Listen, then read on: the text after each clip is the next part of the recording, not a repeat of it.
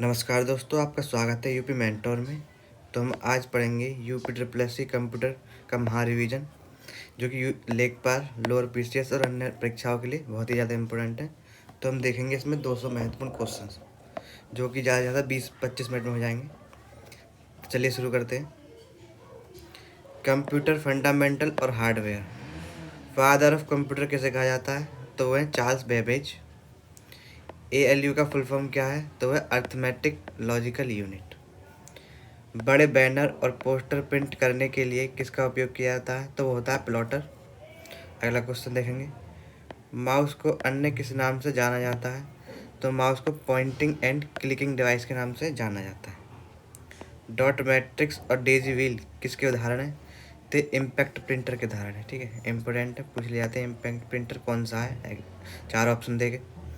बैंकों में चेक पढ़ने के लिए किस तकनीक का प्रयोग होता है? तो वो है MICR, magnetic ink character recognition. CPU और हार्डवेयर के बीच मध्यस्थ का कार्य कौन करता है?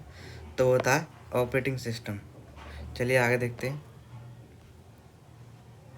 अब देखेंगे मेमोरी। SRAM और DRAM में क्या अंतर है? तो SRAM होती है स्टैटिक रैम और DRAM की होती है डायनेमिक रैम। अब देखते हैं स्टोरेज, डेटा स्टोरेज। तो SRAM फ्लिप फ्लॉप सिस्टम पर आधारित होती है और DRAM कैपेसिटर, ठीक है, कैपेसिटर की तरह कार्य करती है। फिर देख रहे हैं रिफ्रेश की आवश्यकता। तो जो SRAM है उसे बार बार रिफ्रेश नहीं करना पड़ता, ठीक है, और जो DRAM है इसे बार बार रिफ्रेश करना पड़ता है। SRAM बहुत तेज़ होती है जबकि DRAM SRAM से धीमी होती है। और SRAM जो है कैश मेमोरी के लिए उपयोगी है और DRAM मुख्य मेमोरी के लिए उपयोगी होती है। ठीक है, और याद रखें जो रैम है एक अस्थायी वॉलेटाइल मेमोरी होती है। चलिए आगे देखते हैं। मेमोरी और स्टोरेज। तो कंप्यूटर की सबसे तेज़ मेमोरी कौन सी है? तो वो होती है रजिस्टर्स। ठीक है, सबसे तेज़ होती है कंप्यूटर की। फिर है रोम में पहले स्टोर डेटा क्या कहलाता है? तो फर्मवेयर कहलाते हैं। ठीक है, बायोस, जो कि रोम में स्टोर होते हैं। फिर है SSD का फुल फॉर्म क्या है? तो वह सॉलिड स्टेट ड्राइव, इम्पोर्टेंट है। हार्ड डिस्क में डेटा कहाँ स्टोर होता है? तो सर्कुलर डिस्क और प्लेटर्स में स्टोर होता है हार्ड डिस्क में डेटा। फिर है टेप ड्राइव डेटा को कैसे एक्सेस करता है? तो सिक्वेंशियल एक्सेस। ठीक है, कैसे एक्सेस करता है? सिक्वेंशियल एक्सेस, सिक्वेंस में। फिर है SSD हार्ड डिस्क से बेहतर क्यों है? क्योंकि कोई मूविंग पार्ट नहीं होता और फास्ट एक्सेस करती है। ठीक है, जबकि हार्ड डिस्क में क्या होता है? मूविंग पार्ट होते हैं और SSD में कोई भी मूविंग पार्ट नहीं होता। तो देखेंगे यहाँ पे, तो जो सबसे फास्ट मेमोरी है वो होती है रजिस्टर की। फिर उसके बाद आती है कैश मेमोरी, फिर उसके बाद रैम, फिर रोम, फिर SSD, फिर सबसे कम जो होती है फास्ट वो होती है HDD। लेकिन अगर ये ऊपर को बढ़ रहे हैं तो स्पीड बढ़ रही है, अगर हम नीचे आएंगे तो स्टोरेज की क्षमता बढ़ती जाएगी। ठीक है, तो सबसे कम क्षमता स्टोरेज की होती है रजिस्टर की, उससे ज़्यादा कैश की, रैम की, फिर ऐसे ऐसे सबसे ज़्यादा होती है HDD की। ठीक है, लेकिन स्पीड के मामले में ये ऊपर को जो बढ़ रहा है ना क्रम, ये स्पीड के मामले में तेज़ होता जा रहा है। ठीक है, चलिए आगे देखते हैं और question. Number system. Binary base 2 होता है जिसका, और जिसको हम 0 और 1 से दर्शाते हैं। ठीक है, फिर उसके बाद होते हैं ऑक्टल नंबर, जिसका बेस होता है 8 और इसमें हम 0 से 7 के अंक से दर्शाते हैं इसे। फिर है डेसिमल, इसका बेस कितना होता है? 10, जिसको हम 0 से 9 तक के अंकों द्वारा दर्शाते हैं। फिर है हेक्साडेसिमल, इसमें बेस 16 होता है और अंक 0 से 9 और A से F। ठीक है, कितना?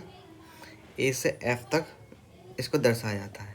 अब देखते हैं हेक्साडेसिमल में A और D का क्या मान होता है।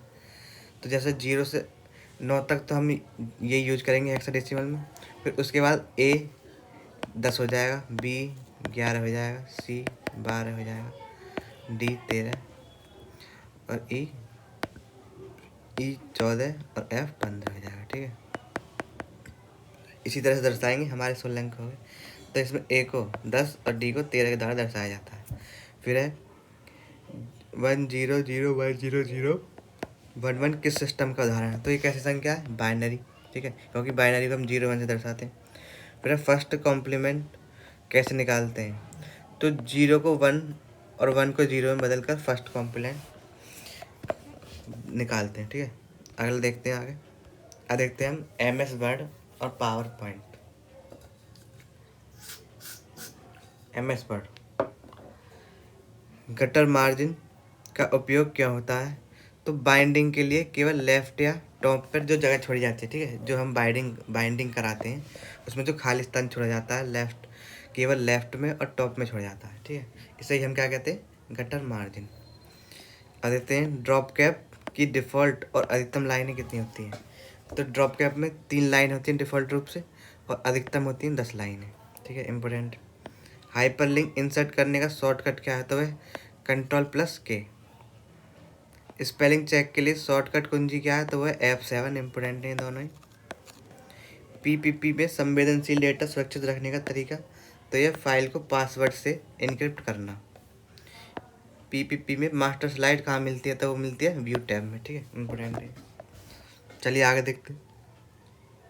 तो अब देखेंगे हम MS एक्सेल। एक्सेल में कोई भी फॉर्मूला किस चिन्ह से शुरू होता है? तो होता है बराबर, इक्वल टू से शुरू होता है। फिर सेल रेफरेंस को एब्सोल्यूट बनाने की शॉर्टकट की क्या है? तो वो है F4।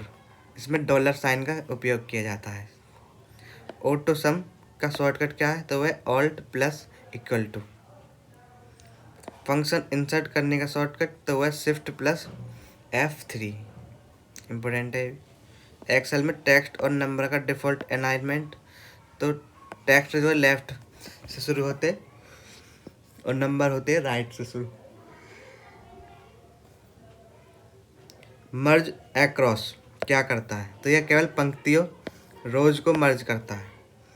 फिर सेल में हैशटैग एरर क्यों आती है? जब कॉलम की चौड़ाई विड्थ कम होती है तो क्या आ जाता है? हैशटैग में दर्शाया जाता है डाटा को, ठीक है। चलिए आगे देखते हैं।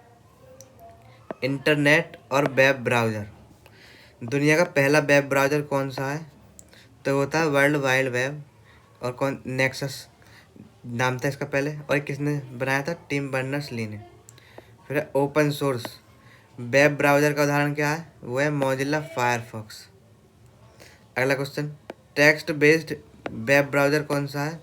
तो होता है लाइनेक्स, ठीक है, लाइनेक्स, ये फुल इसकी। चलिए अगला देखते हैं। वेबसाइट पर व्यूज की लॉगिन डिटेल कौन सेव करता है? वो कुकीज करते हैं, ठीक है।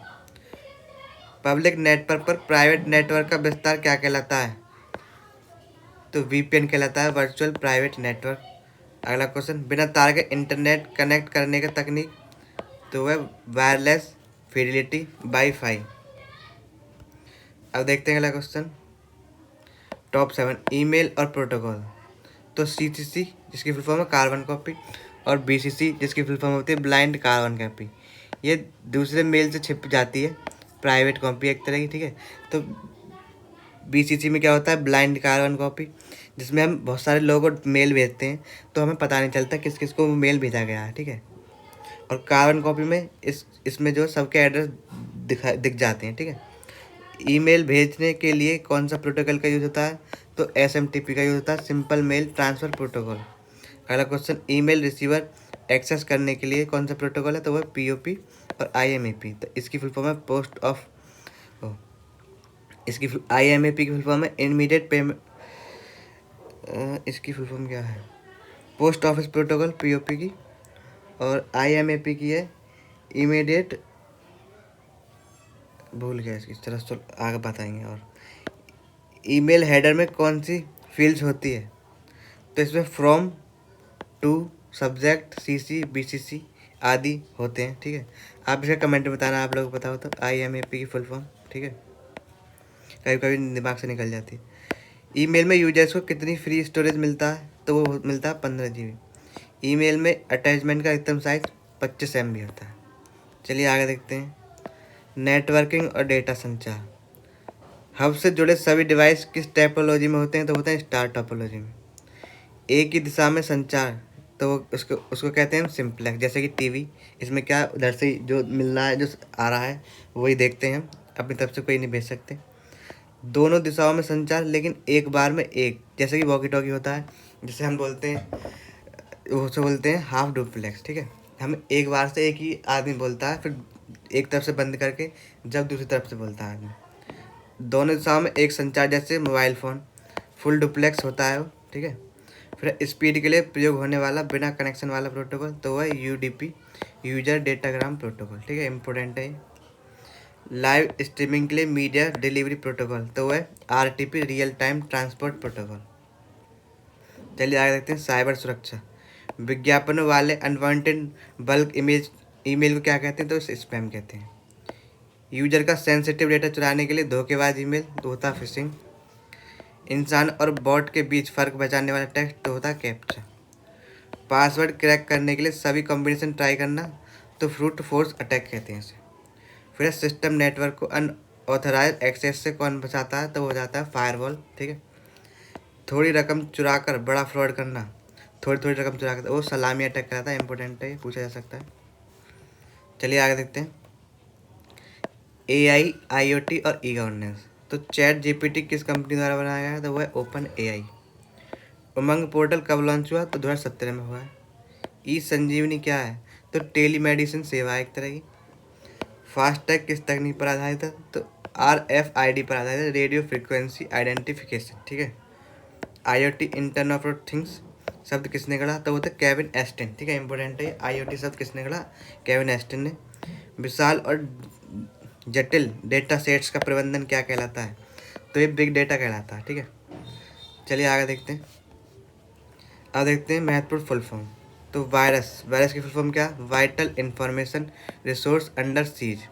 फिर है UPI, unified payment interface, important है। SIM, subscriber identity module. SMTP की फुल फॉर्म है सिंपल मेल ट्रांसफ़र प्रोटोकॉल। फिर है VPN की वर्चुअल प्राइवेट नेटवर्क, ये UPI में यूज होता है। फिर है VPA, वर्चुअल प्राइवेट एड्रेस, ठीक है, सॉरी ये है VPN, वर्चुअल प्राइवेट नेटवर्क। फिर है GOP, group of pictures video compression में इसका यूज़ किया जाता है। तो हाँ, हमारे यहाँ पे वीडियो सारे क्वेश्चन समाप्त हो गए। और अगर आपको वीडियो पसंद आई हो तो लाइक, कमेंट और सब्सक्राइब जरूर करना, और इसी तरह से जुड़े